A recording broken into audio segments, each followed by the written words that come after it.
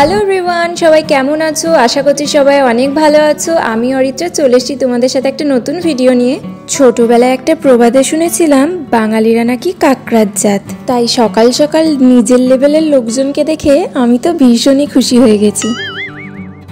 আমাদের বাড়িতে যেহেতু নবান্ন ছিল, তাই মাসিমণি এসেছিল আমাদের বাড়িতে। আর মাসিমণির কিন্তু কাঁকড়া খেতে ভীষণ ভালো লাগে, তাই বাবা বাজার থেকেই কাঁকড়াগুলো নিয়ে এসছে। শীত যেহেতু ভালোই পড়ে গেছে, তাই এই কাঁকড়ার দেখা পাওয়া কিন্তু এখন খুবই কঠিন একটা জিনিস। বাবা বাজার থেকেই কাঁকড়াগুলো এনে কাঁকড়ার দাঁড়াগুলো ভাঙতে শুরু করে দিয়েছে। যদিও আমাদের বাড়িতে কাঁকড়া আসলে আগে ছোট কাকুই এই কাজটা করতো। ছোট কাকু যেহেতু এখন বাড়িতে নেই, তাই বাবাই এই কাজটা করছে। এই কাজটা করতে কিন্তু অনেক সাহসের প্রয়োজন। কাঁকড়াটা ধরতে গিয়ে যদি একবার কামড় খাও না, তাহলে আঙুল থেকে ঝরঝরিয়ে রক্ত পড়তে শুরু করবে। তাহলে এবার চলো রান্নাটা করা যাক। আজ আমাদের বাড়িতে রান্না করা হবে কাঁকড়ার ঝাল। তাই শুধু এখানে কাঁকড়াগুলোকে নুন হলুদ দিয়ে ভালো করে ভেজে রেখে দিয়েছে। এরপর কিভাবে রান্না করা হবে সেটাও তোমাদের সাথে আমি শেয়ার করছি। কাঁকড়াগুলো ভেজে নেওয়ার পর কড়াইয়ে আবারও কিছুটা তেল দিয়ে পেঁয়াজ কুচি আর রসুন কুচি ভালো করে ভেজে নেওয়া হচ্ছে। এই রান্নাটা করার জন্য যে মশলাগুলো লাগবে সেগুলো আমি তোমাদের ভিডিওতে লিখে দিচ্ছি। রান্নার সুবিধার জন্য সব মশলাগুলো একটা বাটির মধ্যে নিয়ে নেওয়া হয়েছে। পেঁয়াজ আর রসুনটা ভাজা ভাজা হয়ে এলে সেই মশলাটা অ্যাড করে দেওয়া হচ্ছে।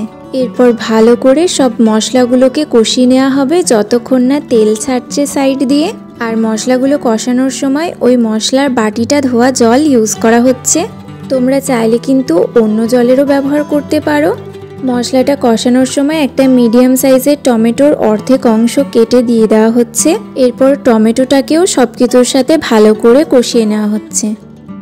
যতক্ষণ আমি মশলাটা কষাচ্ছি ততক্ষণ তোমরা আমার ভিডিওতে একটা ছোট্ট কমেন্ট করে দাও আর ভিডিওটা লাইক করে দাও, যাতে পরবর্তী ভিডিওতে আমি তোমাদের ধন্যবাদ জানাতে পারি। মশলাটা কষানোর সময় কালারের জন্য একটুখানি কাশ্মীরি লঙ্কার গুঁড়োও অ্যাড করা হয়েছে এখানে।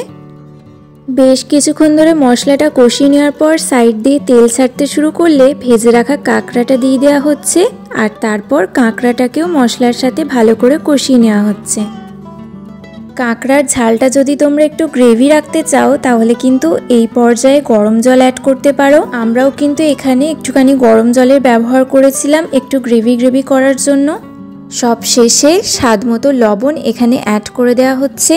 মনে রাখবে, কাঁকড়া ভাজার সময়ও কিন্তু আমরা লবণ দিয়েছিলাম একটু, তাই লবণটা কিন্তু আন্দাজে দেবে তোমরা।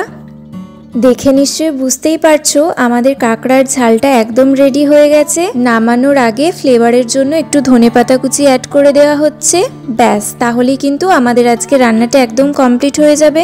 তোমরা কারা কারা কাঁকড়া খেতে পছন্দ করো আমাকে কিন্তু অবশ্যই জানিও কমেন্টে। আমার তো বেশ লাগে খেতে। তো চলো, রান্না যেহেতু কমপ্লিট তাই এরপর এটাকে নামিয়ে নেওয়া হচ্ছে। গরম গরম ভাতের সাথে কিন্তু এই কাঁকড়ার ঝাল দুর্ধর্ষ লাগে খেতে। তোমরা চাইলে কিন্তু এইভাবে একবার কাঁকড়া রান্না করে দেখতে পারো, অসাধারণ হয়। তাহলে চলো আজকের ভিডিওটা এখানেই শেষ করা যাক। দেখা হচ্ছে অন্য একটা ভিডিওতে। ততদিনের জন্য টাটা।